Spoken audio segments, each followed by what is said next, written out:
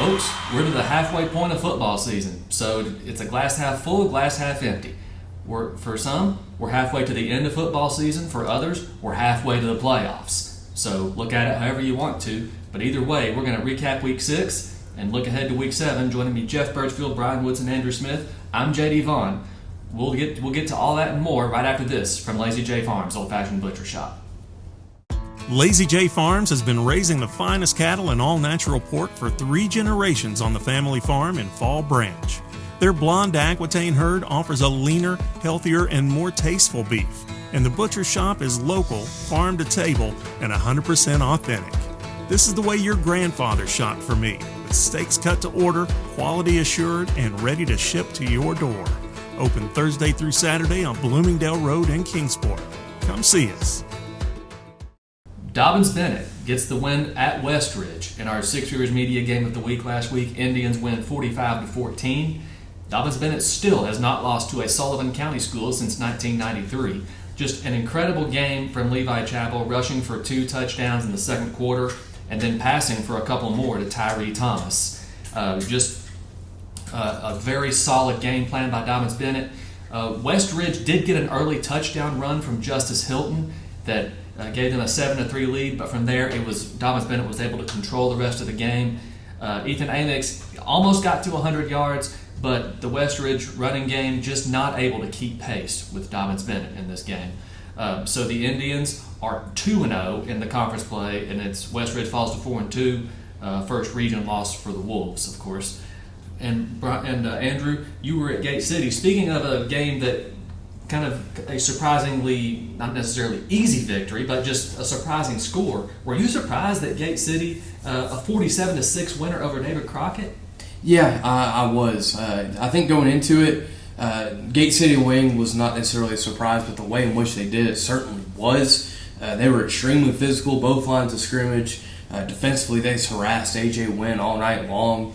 And on the offensive side of things, they were just able to run the ball at will. Walker Hillman had 2 first quarter touchdowns, Corey Bird had a couple first half touchdowns as well. And Corey Bird just really had a very solid game for Gate City. Over 100 yards rushing, caught a pass, had over 100 yards in punt returns as well. So he was really able to shorten up some fields for some Gate City drives, and not like they really needed it. They were really able to just have their way most of the game. It was 41-0 at halftime, so second half running clock. But yeah, it was just a very dominant physical performance for Gate City. They had a total yardage edge of 292 to 83. So it was big for Gate City to get that win, first ever meeting between those two schools. And we'll talk a little bit more about Gate City in a few minutes. Indeed, we will. I mean, might that be a thing? Gate City and Tennessee teams starting to play a little more often. We're seeing that a lot this year, and personally, I'm all about it. Speaking of scores that surprised me, Jeff, you went to Jefferson County, and my gosh, I mean, the 9th-ranked Science Hill falls hard to the Patriots. Yeah, it was 31-0 at halftime, ended up 31-6, Jefferson County favor.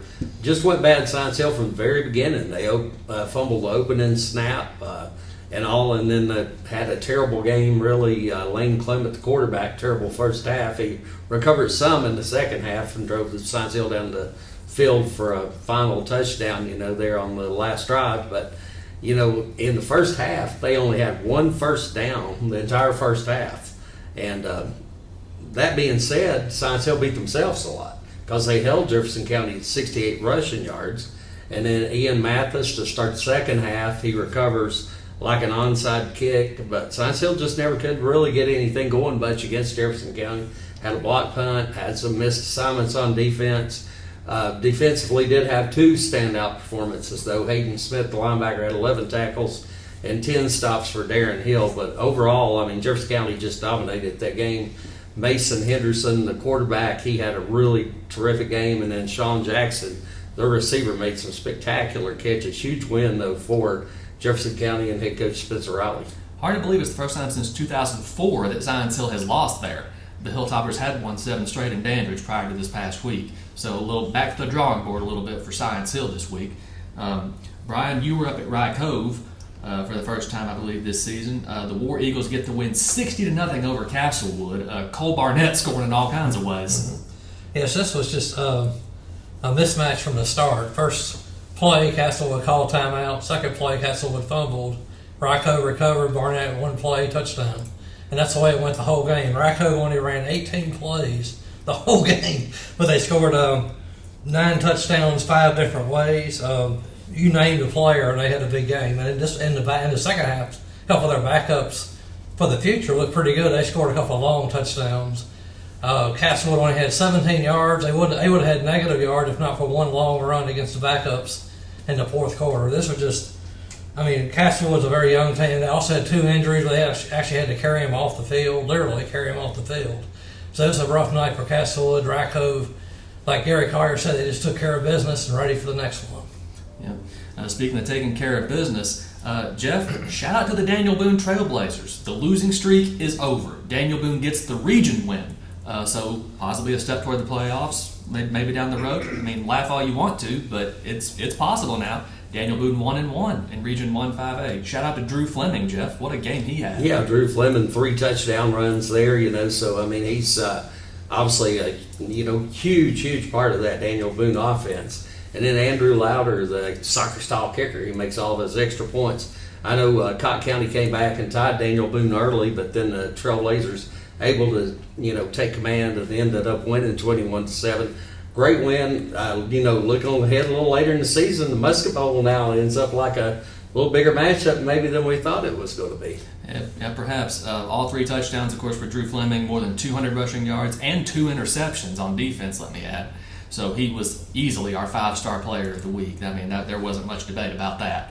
Then just Andrew over in Carter County, Hampton, Cloudland, and Happy Valley get wins. 2 of those on the road, but a huge win for Hampton in region play. Yeah, it really was. Kind of came into that knowing the stakes that came with that Hampton North Green game. Chance of potentially getting the inside track to win the conference championship, and Hampton no issues at all there. 46-6, a big time winner.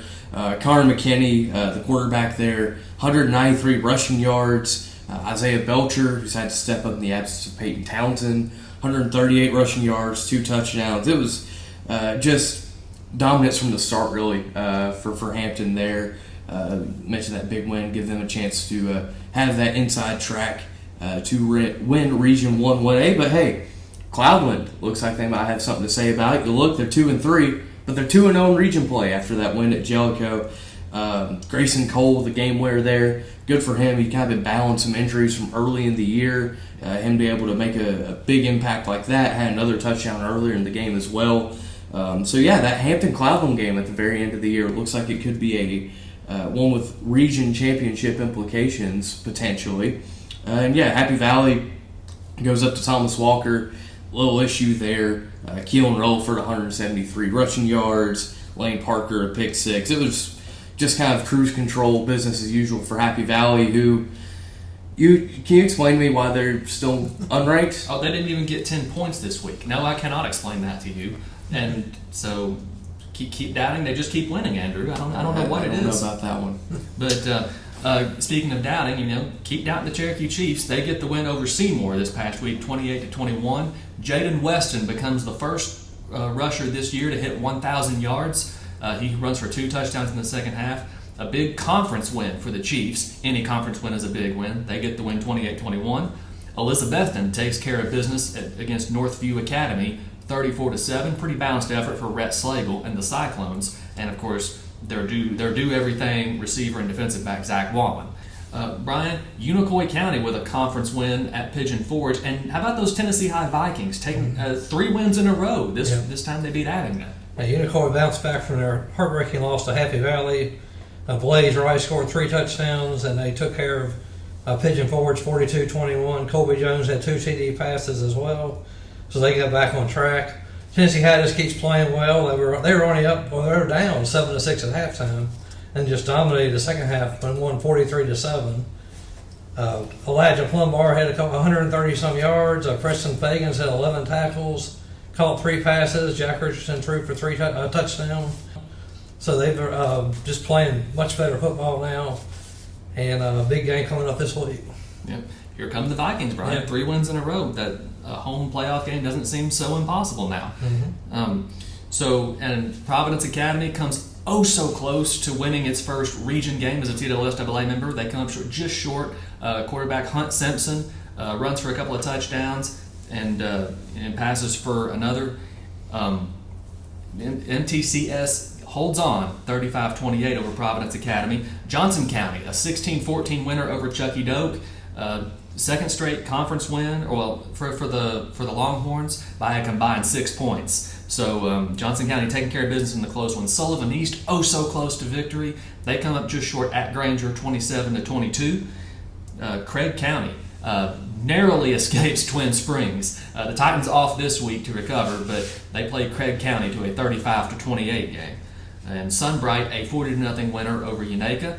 And that's going to wrap up week 6 of high school football in Northeast Tennessee and Southwest Virginia. We'll be right back to take a look at week 7 after this from Lazy J Farms. Lazy J Farms has been raising the finest cattle and all-natural pork for 3 generations. Our blonde Aquitaine herd offers a leaner, healthier, and more tasteful beef that ships from our store directly to your freezer. This is the way your grandfather shot for meat, only now we wrap it, seal it, and send it right to your door. We have plenty of options to pick from, and they're all fresh and natural. Just visit our website at lazyjbeef.com and choose your package. We'll get it straight to you. Our Six Rivers Media Game of the Week this week takes us to Bullitt Park for a battle of 2 teams who are undefeated in the Mountain 7 district. Gate City, 8 points away from being undefeated overall, 4-1. They are on the road to take on the Union Bears. Brian, what are you looking forward to in this one? This will be a very emotional night. Phil Robbins, the former Big Stone or Powell Valley coach, passed away a couple of weeks ago, and this is going to be their first home game since then. So there'll be a lot of emotions on the field there for them. They're going to want to win this game. Gate City, of course, wants to win this game for the Mountain 7 district to take the lead in the district. They've been playing very well. They've bounced back from the loss to Dobbins Bennett with 3 straight wins. Union is 5-0, but if you look at their schedule, their combined record of their opponents is 4-20, so they've not been challenged at all, other than beating Graham, the defending state champion. So this is going to be their first test. Gate City's already been tested, so it'll be in the trenches where it's won like it always is. Gate City might have a little more athletic ability with Corey Bird, although Cam Bostic, the quarterback for Union, is a pretty good athlete. They're going to hand the ball a lot to Keith Chandler, 215 pounds of muscle, who's going to run right down the middle. Gate City's going to have to stop him. They were not able to do that last year in the playoffs. Walker Hillman, of course, he'll do his share of running. Gate City will throw the ball to a couple of good receivers in Housewright and Jenkins. Union has good receivers in Bunch and Anderson. So it should be a good game right down to the wire. Like I said, it's going to be in the trenches. A lot of emotions on both sides, and it's going to be a good night of football. Yep. Of course, Gate City known for ground and pound. But never let it be said that the Bears won't throw, especially with a quarterback like Cam Bostic. Yeah, that's right. And Jeff, Science Hill back to the drawing board this week. Hilltoppers 5-1 on the road at Morristown East, a team that's still searching right now. Yeah, it should be a good bounce back game for Science Hill after the Jefferson County loss. And good news for Science Hill, this might be an opportunity for Aiden Perry to get back on the field, which will allow Science Hill to move Malik Anderson out to play wide receiver more, which was the original plan. You said the big thing is we just got to get back to work. So what has it been like here these last couple of days? Well, I mean, it's not been good anytime that you play like that, and in the circumstances what they were, it's tough to get back on track. But what we have to do as a program now is flush it, get back to work, and everybody take responsibility. Is the coaching staff, is players, and everybody, and say, hey, we're in this together, and we're the only one that can change these circumstances, and move forward and start working hard. So that's where we're at right now. Dobbins Bennett actually controlled the line of scrimmage on the defensive side against Morristown East, held them to 6 first downs, -4 yards rushing when they played them. Now, the flip side of that, though, Morristown East defensive front's pretty good. They had a time, where they were able to stymie Dobbins Bennett a little bit. I think Dobbins Bennett had a tough time establishing the run. Of course, Science Hill had a tough time establishing the run last week. But like I said, they might get Perry back, which obviously helps in that. One big loss for Science Hill, though, Sawyer necessary on the offensive and defensive line. I mean, he's such a key component to their, both sides of the ball. Yep. Dobbins Bennett, speaking of, The Indians go from one big game to another this week. Once again, the battle of two teams that are undefeated in Region 1 6A. Dom has been at 2-0. Jefferson County 1-0 after that big win over Science Hill last week. Jefferson County, obviously known for running the ball, but this year they've really opened up in the passing game with quarterback Mason Henderson and Sean Jackson, who actually, coincidentally, got injured against Dobbins Bennett last year and then ended up missing pretty much the rest of the season. So a huge game for both Jefferson County and Dobbins Bennett this week. Joey Christian will tell you it's gonna be won in the line of scrimmage. I mean, that's an adage as old as football, and it's true.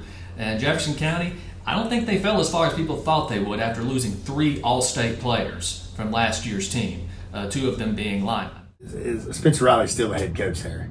Yes. So they're going to try to run the football. They want to run the football first. That's the way football games are won, especially in high school football, especially in 6A football, and especially in Northeast Tennessee. They're going to try to run it and got a very impressive sophomore running back, Donovan Jackson.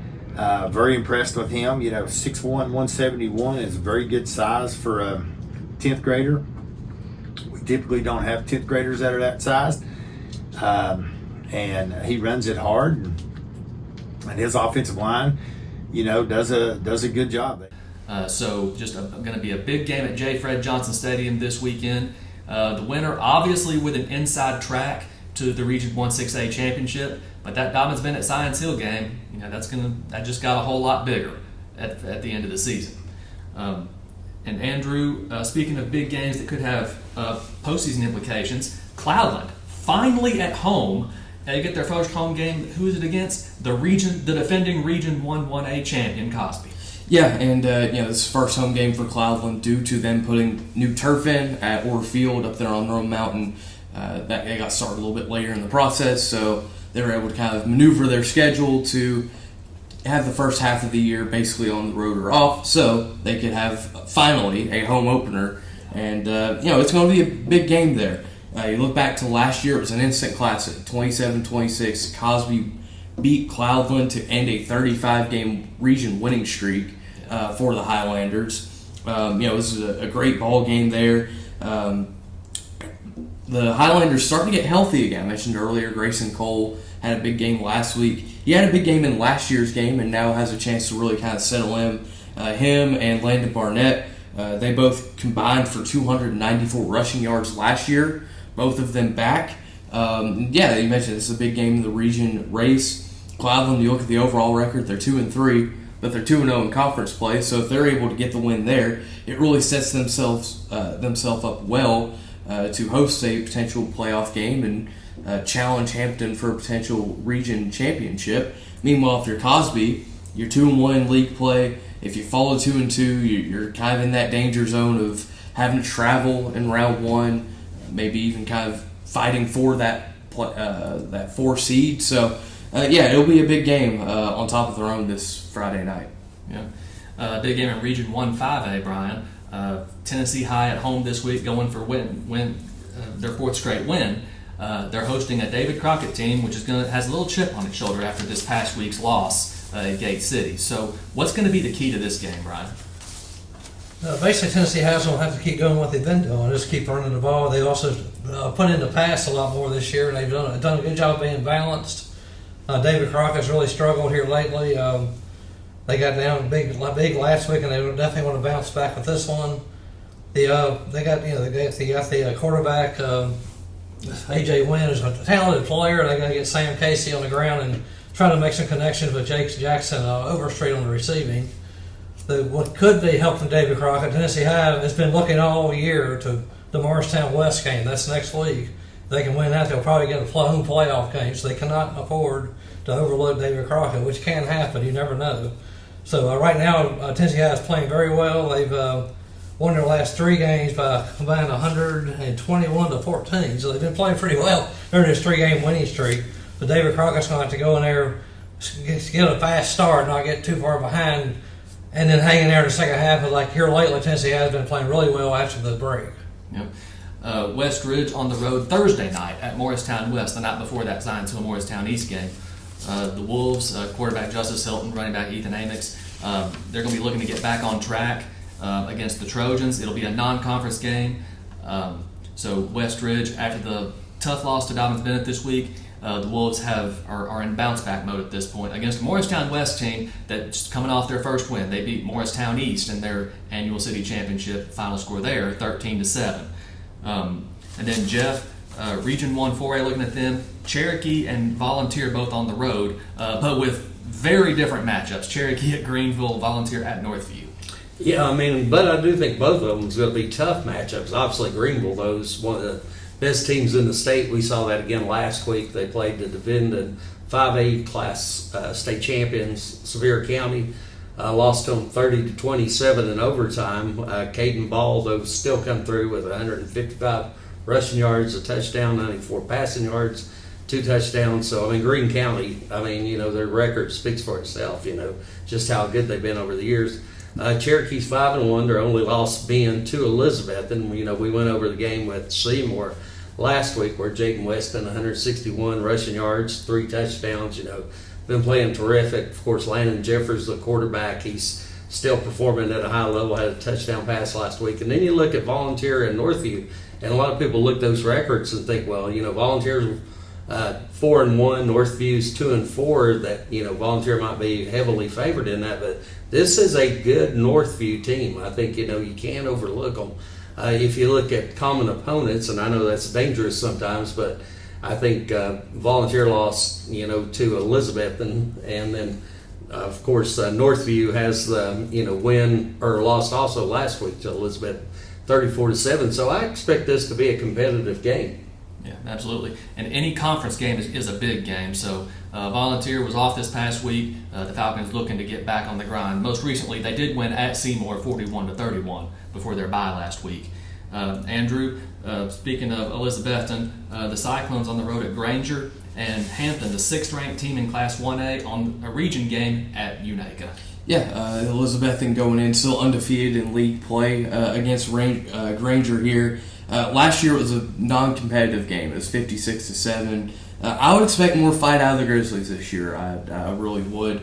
Now, worth noting, Rhett Slagle last week, had a balanced effort, but toward the end of the game appeared to have to leave with injury. We're not quite sure what that is. If he's unable to go, you would expect the run game to be the big factor for Elizabethton. Jay Bird Wallen, the running back there, has had a solid season. It's a little bit under the radar maybe. But, if there is no Slagle, it'll be Bryson Blevins, the freshman. Got some run at the end of last week's game, would likely be the guy to step in. But, obviously if Rhett Slagle's in there, you feel really confident about this Elizabethton team and just the continuity that's there. Just a little bit unknown at this point in the week as we're recording it. Hampton on the road at Unaka. Revenge game for Connor McKinney, the quarterback for Hampton. Spent the last 2 years at Unaka. A chance for him to head back up to Stony Creek and be victorious there. And if you're Hampton, it's a region game. You can't get caught sleepwalking there. Obviously, Unaka is a county rivalry. They're going to be up for this game. So, you have to take Unaka very seriously if you're Hampton, even if you look at the 0-6 record and think, and we can just kind of waltz our way through it. In most Carter County games, don't worry about the record. You just play who's in front of you. Yeah, Hampton does not care about Unaka's record. Hampton cares about going out and winning. Mm-hmm. So obviously Hampton the heavy favorite for obvious reasons. Brian, kind of a Mountain 7 Cumberland District collision this week. Rye Cove welcomes Lehigh. No Brennan Pendergraft this year for Lehigh, but there's a Carter Pendergraft on that team. So what can we look for out of Rye Cove this week? Yeah, Rye Cove is going to just go out there and run the ball, do what they do, and try to get that 5th win and get ready next week for the big, huge Cumberland District showdown at Eastside. Lehigh has won one game this year against Thomas Walker. They did lose Pendergraft. His brother's pretty good too. They got Connor Early, who's a terrific receiver as well. And Lehigh last year, they threw the ball a lot. This year they're not throwing quite as much. Rye Cove, of course, will keep the ball on the ground, not run any more than they have to, or not pass any more than they have to, and they will look to get this big win and get ready for next week. Yeah. Other games around the area, Happy Valley at home, its final non-conference tilt of the year. 7 games, 7 non-conference games. Then the Warriors will get into region play. But the final tune-up, Happy Valley welcomes Hancock County this week. Sullivan East is back at home. A conference win against Seymour. I mean, they're all must wins for Sullivan East at this point, especially if they want to make the playoffs. So that starts this week at home against Seymour. Providence Academy. They have another conference game this week, this time against Concord Christian. It's technically on the road, but it's a neutral site at Carson-Newman University. That's going to wrap up this week's edition of the Sports Huddle. Go out and enjoy some football, and tune in next week. Thank you once again for tuning in. Lazy J Farms has been raising the finest cattle and all-natural pork for 3 generations on the family farm in Fall Branch. Their blonde Aquitaine herd offers a leaner, healthier, and more tasteful beef. And the butcher shop is local, farm to table, and 100% authentic. This is the way your grandfather shot for me, with steaks cut to order, quality assured, and ready to ship to your door. Open Thursday through Saturday on Bloomingdale Road in Kingsport. Come see us. Okay. We'll do it live. And